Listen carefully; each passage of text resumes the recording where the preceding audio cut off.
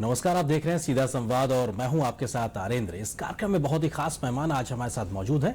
केंद्रीय औद्योगिक सुरक्षा बल के महानिदेशक ओपी सिंह जी। सर, बहुत स्वागत है दूरदर्शन न्यूज पे। अभी हाल ही में आपने अपना रेजिंग डे मनाया 10 मार्च को और लगभग 5 दशक का सफर सीआईएसएफ तय कर चुका है। कैसे देखते हैं इस पूरी जर्नी को, क्योंकि बहुत छोटे से संख्या के साथ में शुरुआत हुई थी और आज एक बहुत बड़ी संख्या के साथ में आप देश की सेवा में ये पूरा बल लगा हुआ है। अभी 10 मार्च को हम लोगों ने 48th रेजिंग डे मनाया। आप सभी जानते हैं कि हर एक फोर्स का एक इतिहास होता है। इस फोर्स ने भी 1969 में जब इसकी उत्पत्ति हुई, जब इसका निर्माण हुआ, तो हमारे पास कई सारी ऑब्जेक्टिव्स थे।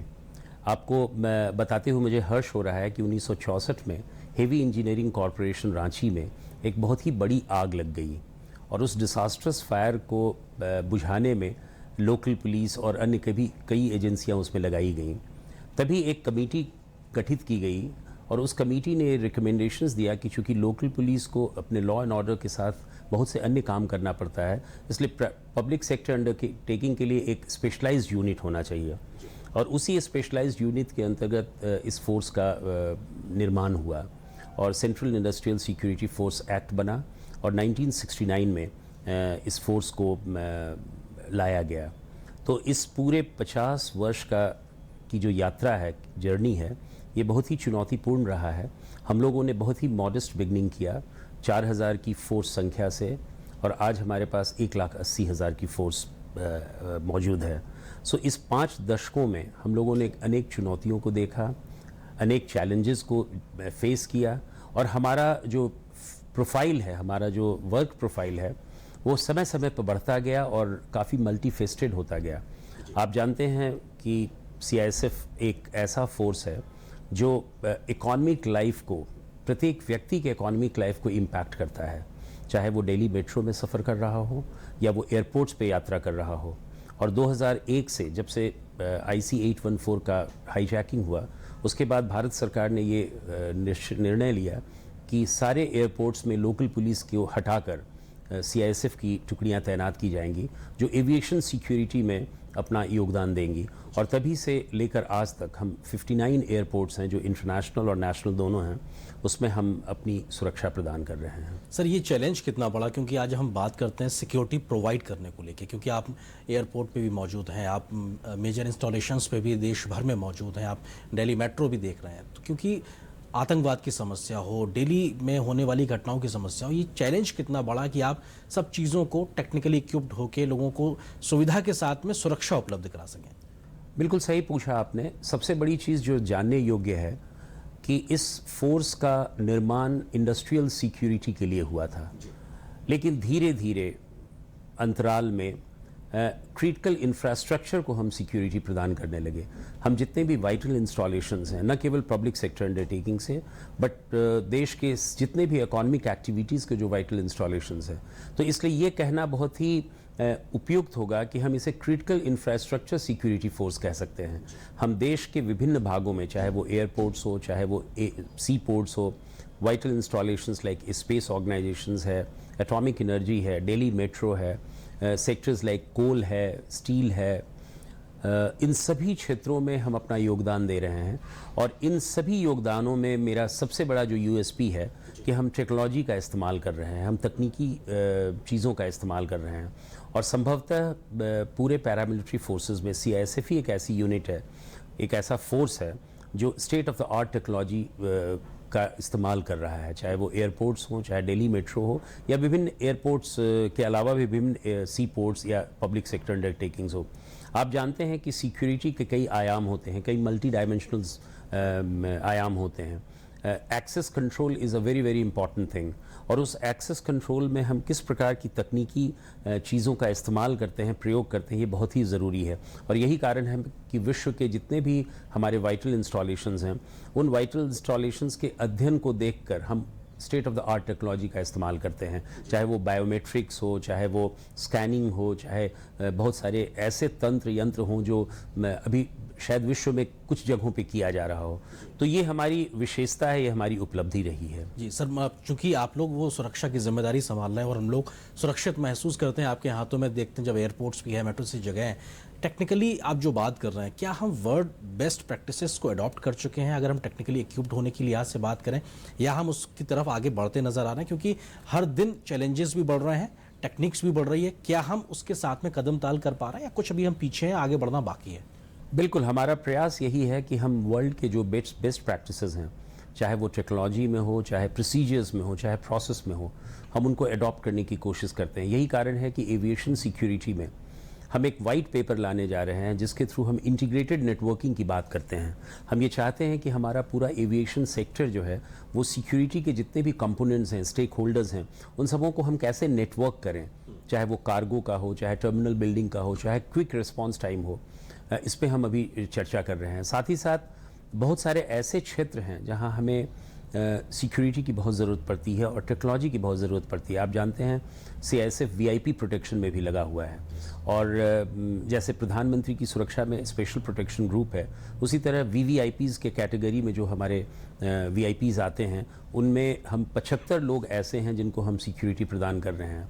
और उनका क्या होगा, उनके कैसे प्रोटेक्शंस होंगे, चाहे वो हाउस प्रोटेक्शंस हो या मोबाइल प्रोटेक्शन हो, उनका क्विक रिस्पांस टाइम कैसा होगा, हमारे वेपन्स कैसे होंगे, हमारी गाड़ियाँ कैसी होंगी, इन सब चीज़ों का हम अध्ययन करते हैं और जो बेस्ट प्रैक्टिसेस है वर्ल्ड का, हम उसको लाने की कोशिश करते हैं। सर, एक चीज़ तो होगी कि आप बेस्ट प्रैक्टिसेस को अडॉप्ट करने के लिए हायर लेवल पे चीज़ें कर रहे हैं, वो हो रहा है, लेकिन क्या वो आपके बिल्कुल ग्राउंड पे खड़े हुए सोल्जर्स के साथ में वो चीज़ें ट्रेनिंग के लेवल पे वो सब ट्रांसलेट हो पा रही हैं? क्योंकि ट्रेनिंग भी बहुत इंपॉर्टेंट पार्ट है कि आप कैसे उस इक्विपमेंट को यूज़ करना है, नई टेक्नोलॉजी को कैसे यूज़ करना, उस दिशा में भी क्या कुछ चैलेंजेस हैं और कैसे आप उससे आगे बढ़ रहे हैं?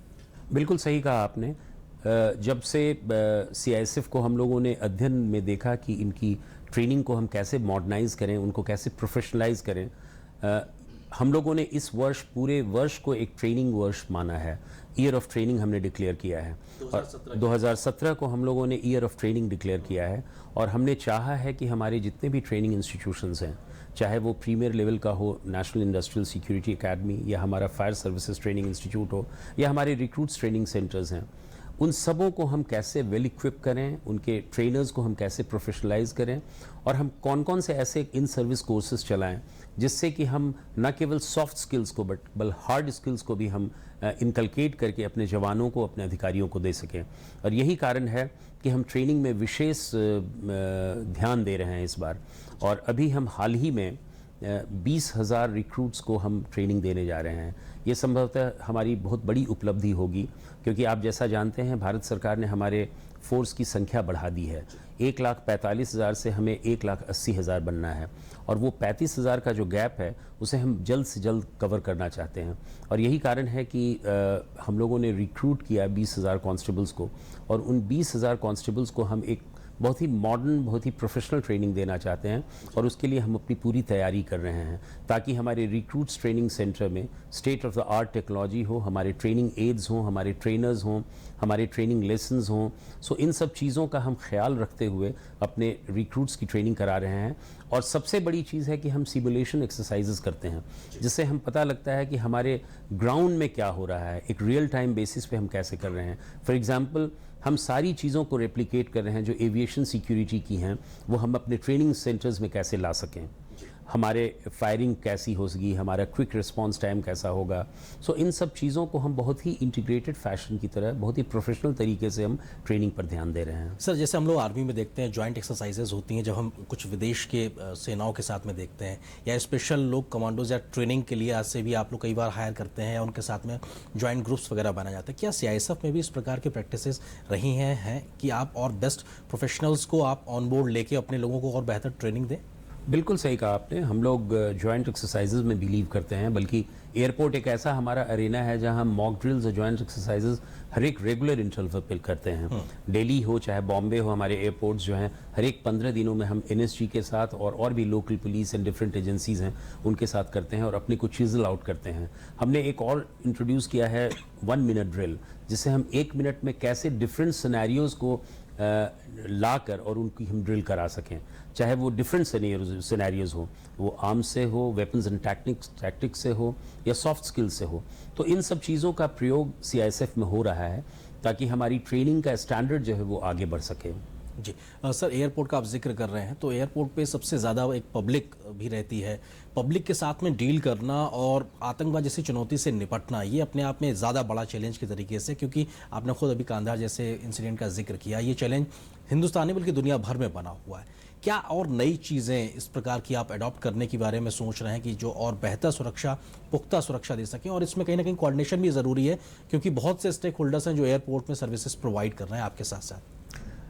एयरपोर्ट एक ऐसा एरिया है, एविएशन सिक्योरिटी एक ऐसा एरिया है जहां soft skills and hard skills का बहुत ही रोबस्ट मिक्सचर है। आपने देखा होगा कि जब हम पैसेंजर्स से डील करते हैं तो हमारा हेल्पफुलनेस, हमारी कर्टसी जो है वो मैक्सिमम लेवल की होती है, चाहे वो टर्मिनल बिल्डिंग हो, चाहे प्री एम्बार्केशन चेकिंग सिस्टम हो। लेकिन जहां टेरर अटैक की बात करते हैं वही हमारी फोर्स जो है वो क्यूआरटी में तब्दील हो जाती है। हमारे मार्शल्स होते हैं, हमारे फोर कोर्ट में हमारे पेट्रोलिंग पार्टियां होती हैं। तो एविएशन सिक्योरिटी एक बहुत ही जो सीआईएसएफ के जो पर्सनल्स एयरपोर्ट पे ड्यूटी कर रहे हैं, they are well equipped as an commando also. Absolutely. जरूरत पड़ने पे वो उस तरीके की जिम्मेदारी निभा सकते हैं। बिल्कुल सही कहा आपने। हमारे सारे एयरपोर्ट्स में हमारे कमांडोज रहते हैं जो क्यूआरटी के फॉर्म में रहते हैं, जो कि क्विक रिस्पांस टाइम में त्वरित कार्रवाई कर सकें। और उसके अलावा हमारे टर्मिनल बिल्डिंग्स में हमारे फ्लाइंग मार्शल्स होते हैं जो किसी भी अनफोर्सिन सिचुएशंस को इमीडिएटली टैकल कर सकें। बिकॉज हमारा ये प्रिंसिपल रहा है कि हम कैसे उसको देख सकें, एनालाइज कर सकें और रिएक्ट कर सकें, ये प्रिंसिपल रहा है। तो हम उस प्रिंसिपल के अंतर्गत काम करते हैं। और ख़ासकर एयरपोर्ट्स में और भी पब्लिक सेक्टर अंडरटेकिंग्स में हमेशा हम चाहते हैं कि हम उसको किस तरह एनालाइज करके और अपनी स्ट्रैटेजी को तय करें और उससे हम उस पर हम अटैक कर सकें। कहा सर ये भी जा रहा है, शायद संभवतः आपने पहले किसी इंटरव्यू में बोला है कि 2020 तक आप वर्ल्ड के एविएशन में सुरक्षा प्रदान करने के मोर्चे में नंबर 30 पे होंगे। 2030 के टारगेट के लिहाज से बात की जाए तो शायद संभवतः हिंदुस्तान में आप पूरी दुनिया में एक नंबर 1 पे होंगे। तो क्या ये टारगेट्स को लेके भी किस प्रकार की योजनाएं हैं जो आप प्रोफेशनली आगे बढ़ने के लिए तैयारी कर रहे हैं, उस टारगेट को मीट आउट कर रहे हैं? देखिए, एविएशन सेक्टर जो है बहुत ही तेज़ी से आगे बढ़ रहा है और उसका जो ग्रोथ रेट है वो इतना ज़्यादा है कि हमें उसे मैच करना है। और अभी हम 59 एयरपोर्ट्स की सुरक्षा दे रहे हैं, आने वाले समय में हमें 100-125 के लगभग देना पड़ेगा।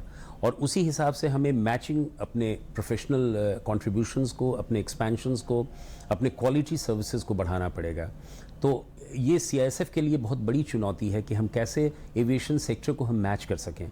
और यही कारण है कि हम वाइट पेपर जो निकालने जा रहे हैं, उस वाइट पेपर में हम ये देना चाहेंगे कि हमारी इंटीग्रेटेड सिक्योरिटी किस प्रकार की होगी, हमारे नेटवर्क सिक्योरिटी कैसे होगा, और हम अपने वर्ल्ड के बेस्ट एयरपोर्ट्स जितने भी हैं उनसे हम कैसे मैच कर सकें। बिल्कुल सर, आपसे ये बातचीत हम जारी रखेंगे, लेकिन एक छोटे से ब्रेक के लिए रुकते हैं। ब्रेक के उस पार जब वापस आएंगे तो बात करेंगे ओपी सिंह जी से कि किस प्रकार के दिल्ली मेट्रो या अन्य शहरों में जो मेट्रो है वहाँ पे क्या कुछ अनुभव रहा है, और मेट्रो का जो एक्सपेंशन लगातार बढ़ रहा है उस लिहाज से भी क्या कुछ तैयारियां हैं। फिलहाल एक छोटे से ब्रेक के लिए रुकते हैं।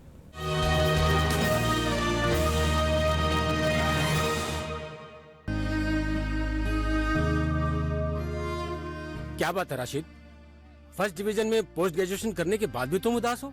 लेकिन सर वो सोच रहे होगे कि खर्चा कहाँ से आएगा? हाँ, चिंता मत करो, क्योंकि अब तुम्हारे साथ है मौलाना आजाद नेशनल फेलोशिप हमारे लिए सर।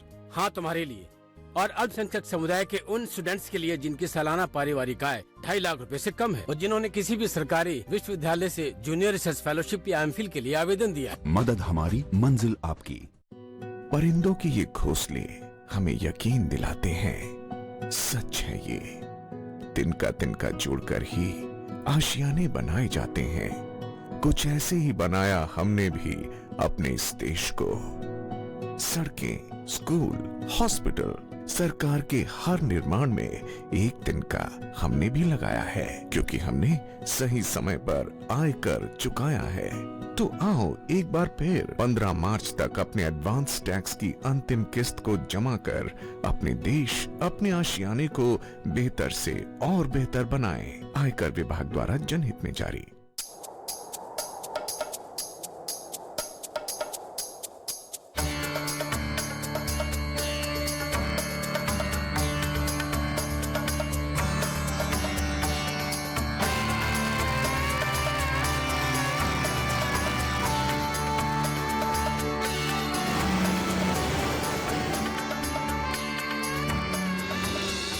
Incredible India.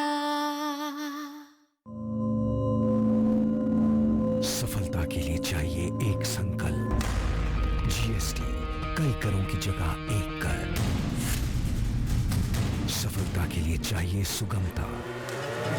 जीएसटी वस्तुओं का बाधा रहित प्रवाह करेगा व्यापार आसान।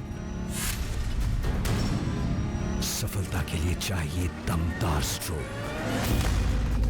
जीएसटी, एक राष्ट्र, एक कर, एक बाजार। जीएसटी आजादी के बाद सबसे बड़ा कर सुधार, अर्थव्यवस्था के बेहतर परफॉर्मेंस के लिए।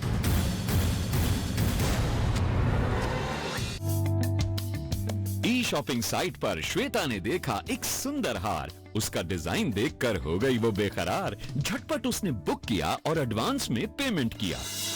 लेकिन ये क्या, ये नहीं था वो हार जिससे श्वेता को हुआ था प्यार। शॉपिंग साइट के इस व्यवहार से श्वेता तो हुई हैरान परेशान। आप भी शॉपिंग साइट से खरीदारी करते समय रहें सावधान। जानें उनके नियमों को, टर्म्स एंड कंडीशंस का रखें ध्यान। जागो ग्राहक जागो। सफलता के लिए चाहिए एक संकल्प। जीएसटी, कई करों की जगह एक कर। सफलता के लिए चाहिए सुगमता। जीएसटी वस्तुओं का बाधा रहित प्रवाह करेगा व्यापार आसान। सफलता के लिए चाहिए दमदार स्ट्रोक। जीएसटी, एक राष्ट्र, एक कर, एक बाजार। जीएसटी आजादी के बाद सबसे बड़ा कर सुधार, अर्थव्यवस्था के बेहतर परफॉर्मेंस के लिए। अरे सुबह सुबह इतनी जल्दी मचा रखी है। हाँ बाय पापा। आप में से कौन कौन विदेश में हायर स्टडीज के लिए लोन लेना चाहता है? मैडम इंटरेस्ट कितना होगा? जो भी अल्पसंख्यक स्टूडेंट विदेश में post graduate diploma, masters, MPhil, PhD जैसी हायर स्टडीज के लिए लोन लेना चाहता है, उसके इंटरेस्ट पर सरकार सब्सिडी दे रही है। यानी आपके एजुकेशन लोन का इंटरेस्ट अब सरकार चुकाएगी। मदद हमारी, मंजिल आपकी। अब मैं अपने लाइफ की सबसे बड़ी मूवमेंट लीड करने जा रहा हूँ, जो इंडिया के लिए बहुत जरूरी है। आपको खड़ा होना पड़ेगा मेरे साथ, टीम स्वच्छ भारत मिशन का हिस्सा बनकर, और हम सब मिलकर एक ऐसा इंडिया बनाएंगे जहाँ हर कोई टॉयलेट यूज करता हो। क्योंकि जब सब टॉयलेट यूज करेंगे तो सब प्रोग्रेस करेंगे।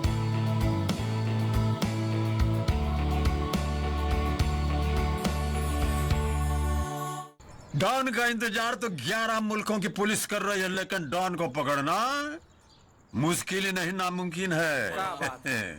कुछ मुश्किल नहीं है भाई, सब कुछ मुमकिन है। आपने सुनाने को बोला तो हम सुनाई दिए डायलॉग। अब हम और कुछ बोलेंगे तो सुनेंगे आप। अच्छा सुनिए, ये जो यूरिया डालते हैं आप खेत में, इसके साथ आप कंपोस्ट भी डालिए। कंपोस्ट समझते हैं नो? ये जो सूखा पत्ता होता है, ये सब्जी वब्जी का छिलका होता है, इससे कंपोस्ट जो बनता है वो मिट्टी को और भी उपजाऊ बना देता है। वो कंपोस्ट आपको कोई भी फर्टिलाइजर की दुकान में मिल जाएगा। और आपके मन में कोई अगर कोई डाउट हो, कोई जानकारी जानना चाहे आप, तो मोबाइल पे फोन लगाइए 1969 1969 पे फोन लगा के पूछ लीजिए। कंपोस्ट बनाओ और कंपोस्ट अपना। अब बोल दिया, जाइए, चलो जाओ, खेती करो अपना। स्वच्छ भारत मिशन, एक कदम स्वच्छता की ओर। शहरी विकास मंत्रालय द्वारा जनहित में जारी।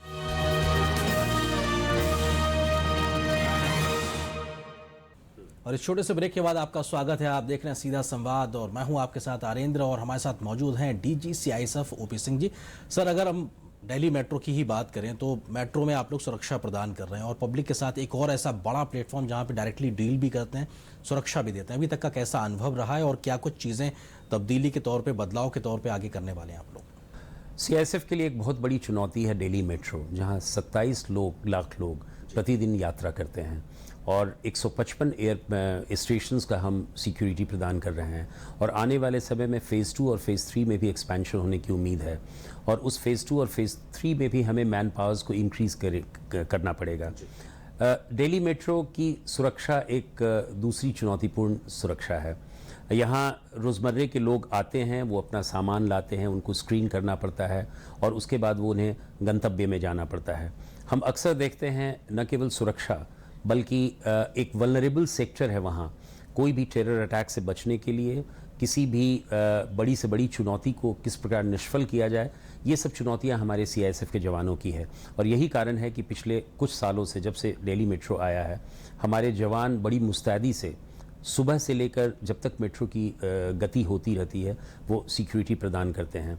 और विशेषकर महिलाओं की सुरक्षा दिल्ली मेट्रो में एक बहुत बड़ी चुनौती है। आप जानते हैं कि दिल्ली मेट्रो में एक विमेन कंपार्टमेंट होता है जिसमें ये उम्मीद की जाती है कि उसमें कोई मेल मेंबर नहीं ट्रैवल करेगा। हमारे जवान, हमारी लेडी मेंबर्स जो हैं वो इस बात को भी इंश्योर करती हैं कि कोई मेल मेंबर उस कंपार्टमेंट में ट्रैवल नहीं करे। और साथ ही साथ बहुत से ऐसे विमेन रिलेटेड इश्यूज़ होते हैं जैसे ईव टीजिंग हुआ या मॉलेस्टेशन की शिकायतें हैं जिस पर भी हम कड़ी नज़र रखते हैं। और हमारे कमांडोज़ या हमारे जो फ्लाइंग स्क्वाड्स हैं जो मोस्टली विमेन की होती हैं वो इन सब चीज़ों पर अपनी नज़र रखती हैं। तो ये कारण है कि दिल्ली मेट्रो जो है बहुत ही सुरक्षित वे में हम उनको सुरक्षा प्रदान कर रहे हैं। और कई बार ऐसा हुआ कि एज पुलिस महानिदेशक मैंने भी यात्रा की और मैंने पाया कि पैसेंजर्स में काफ़ी एक सेंस ऑफ सिक्योरिटी है CISF के रहने से, चाहे वो एक्सेस कंट्रोल हो, चाहे ट्रेन में सफ़र हो या ट्रेन से निकलने के बाद जब एग्ज़िट पॉइंट हो। तो कई ऐसे पॉइंट्स हैं जिसमें कि यात्रियों को अच्छा लगता है कि CISF की सुरक्षा उनके साथ है। आपकी इस बात के साथ मैं सहमत हूं क्योंकि मैं मेट्रो में सफ़र करता हूं, ये सुरक्षा का भाव मेरे अंदर भी रहता है कि मैं आपके हाथों में सुरक्षित हूं। लेकिन आपने महिलाओं का जिक्र किया, वीमेंस डे भी अभी हाल ही में हमने देखा है कि आपको लगता है कि महिलाओं का रोल भी डे बाई डे बढ़ता जा रहा है, उनकी चैलेंजेस भी बढ़ते जा रहे हैं। CISF में महिलाओं की इस समय लगभग कितनी स्ट्रेंथ है और आप जब स्ट्रेंथ बढ़ाने जा रहे हैं 1,80,000 तक करने जा रहे हैं, तो क्या इसमें स्पेशल महिलाओं के रिक्रूटमेंट का भी कोई प्रोविजंस है? भारत सरकार ने भी हाल में ये ऐलान किया है कि महिलाओं की प्रतिभागिता 33% होनी चाहिए। हालांकि इस प्रतिशत को अचीव करने में काफ़ी समय लगेगा, लेकिन आपको ये जानकर आश्चर्य होगा कि महिलाओं की संख्या बहुत कम है। और पूरे पैरामिलिट्री फोर्सेस में CISF ही एक ऐसा पैरामिलिट्री फोर्स है जिसमें लगभग 5.3% महिलाएं हैं। यानी महिलाओं की संख्या CISF में सबसे ज़्यादा है।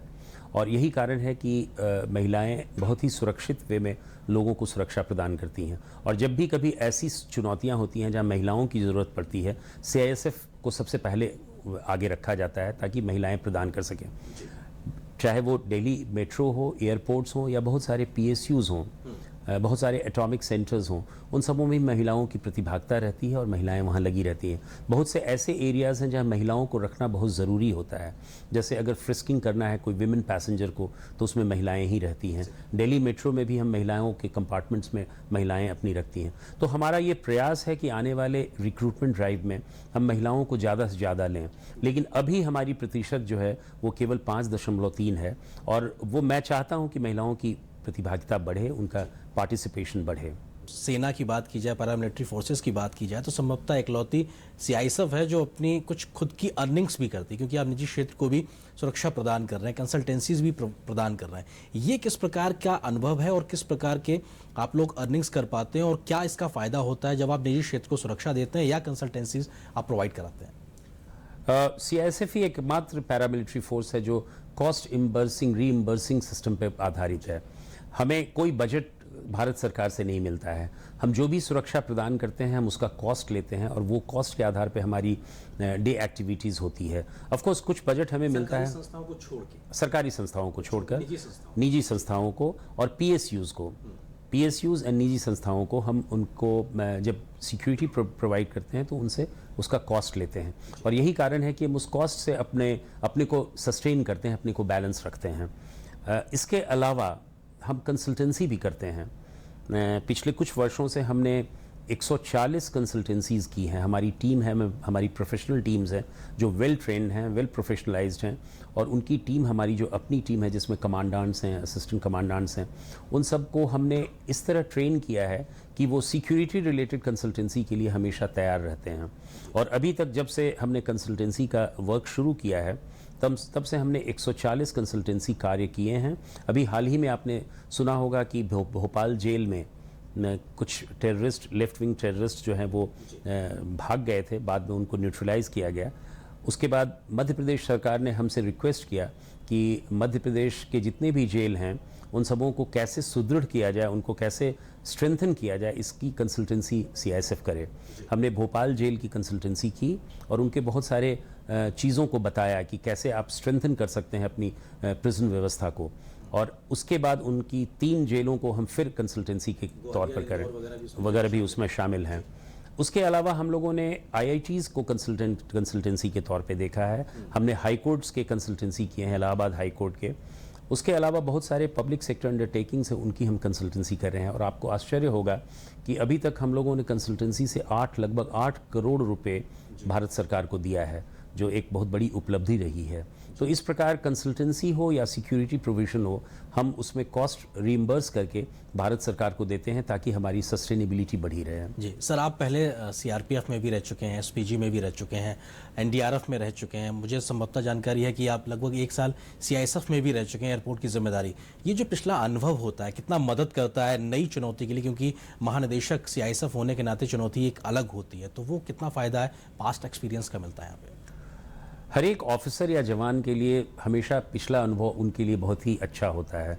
हमारा भी अनुभव रहा है, CRPF में हमने 7 साल काम किया है, SPG में भी हमने काम किया है, CISF में भी मैंने एयरपोर्ट सेक्टर में काम किया, और उसके अलावा 2 वर्ष मैंने DG NDRF के रूप में काम किया।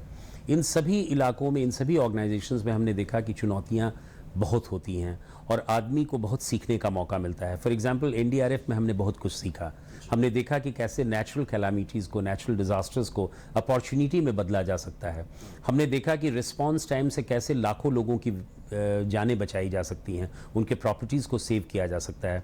मुझे याद है जब मैंने DG NDRF के रूप में कार्यभार संभाला था, उसके कुछ ही दिनों के बाद जम्मू एंड कश्मीर में फ्लैश फ्लड आया और उसमें हम लोगों ने 52,000 लोगों को सुरक्षित स्थानों पर पहुंचाया। उसके अलावा नेपाल का अर्थक्वेक जो 2015 का था, जो बहुत ही भयावह था इस पूरे साउथ एशिया में, उसमें हमारी टीम्स ने, NDRF की टीम ने बहुत ही अच्छा काम किया। In fact we were the first to reach Kathmandu within 5-6 hours amongst all the forces there. 34 कंट्रियों की 75 टीमें वहाँ थीं और हमारी 16 टीमें थीं, और उन 16 टीमों ने 16 व्यक्ति जिंदा बचाए गए, उनमें 11 व्यक्ति NDRF के द्वारा बचाए गए, जिसकी पूरी प्रशंसा हुई। और प्रशंसा न केवल भारत सरकार ने बल्कि नेपाल की सरकार और यूनाइटेड नेशंस ने भी किया। तो ये सब चीज़ें, उपलब्धियां हमारी रही हैं NDRF में, जिससे हमें बहुत कुछ सीखने का मौका मिला है। और आपको ये जानकर आश्चर्य होगा कि NDRF को ट्रेन करने वाले CISF के ऑफिसर्स थे, मास्टर्स ट्रेनर्स। जब 2006 में, 2005 और 6 में जब NDRF की बात की जा रही थी और उनको कैसे ट्रेन किया जाए, तो वो सारे मास्टर्स ट्रेनर्स जो वो CISF के थे। आपको याद है कि CISF में फायर सेफ्टी का बहुत ही उपयोग किया जाता है, हमारी फायर विंग है। इनफैक्ट CISF ही एकमात्र पैरामिलिट्री फोर्स है जिसमें अग्निशमन का दस्ता होता है, और अग्निशमन का डिज़ास्टर के साथ बहुत ही क्लोज संबंध है। और जितने भी हमारे फायर ट्रेनर्स थे, जितने भी हमारे इंडस्ट्रियल ट्रेनर्स थे, उन लोगों ने मास्टर्स ट्रेनर्स के रूप में खुद की अपनी ट्रेनिंग उन्होंने सिंगापुर और अन्य जगहों में लिया, और उन्होंने NDRF के जवानों को ट्रेन किया। सो आज भी हम NDRF के कई जवानों को कई कोर्सेज चलाते हैं और उनको ट्रेन करते हैं। तो मैं समझता हूँ कि ये हमारा पुराना अनुभव बहुत ही उपयोगी रहा है, जिससे हम काफ़ी लाभान्वित हुए हैं, चाहे वो CRPF का हो, SPG का हो या NDRF का हो। एक आखिरी सवाल सर, कि आने वाले सालों में क्या कुछ आपने एक अपने लिए खुद के लिए चैलेंज तय किया हुआ कि मुझे CISF को इन ऊंचाइयों तक ले जाना है, ये बड़ी चीज़ें हैं जो अचीव करके दिखाना है? बिल्कुल सही कहा। मेरा जो विज़न है वो ये विज़न है कि हम CISF को कितनी ऊंचाई तक ले जा सकें। जैसा कि मैंने पहले कहा, ये इंडस्ट्रियल सिक्योरिटी फोर्स बनकर नहीं रह रही है, ये एक क्रिटिकल इंफ्रास्ट्रक्चर, जो हमारे वाइटल इंस्टॉलेशंस हैं, क्रिटिकल एसेट्स हैं, उसकी हम सुरक्षा प्रदान कर रहे हैं। इसलिए हमारा विजन जो है वो इंडस्ट्रीज से हटकर क्रिटिकल एसेट्स में होना चाहिए। और यही कारण है कि मैं चाहता हूं कि पूरी टेक्नोलॉजी और इंटरकनेक्टिंग जिसमें हमारी वल्नरेबिलिटी हो, उन सब चीज़ों को मद्देनज़र रखते हुए हम CISF को कैसे एक प्रोफेशनल मॉडर्न फोर्स बना सकें, ताकि क्रिटिकल एसेट्स को हम बहुत बचा सकें, न केवल टेरर अटैक से बल्कि इनसाइड फोर्सेस से भी हम उसको बचा सकें। Thank you so much sir, अपना कीमती वक्त हमारे साथ साझा करने के लिए।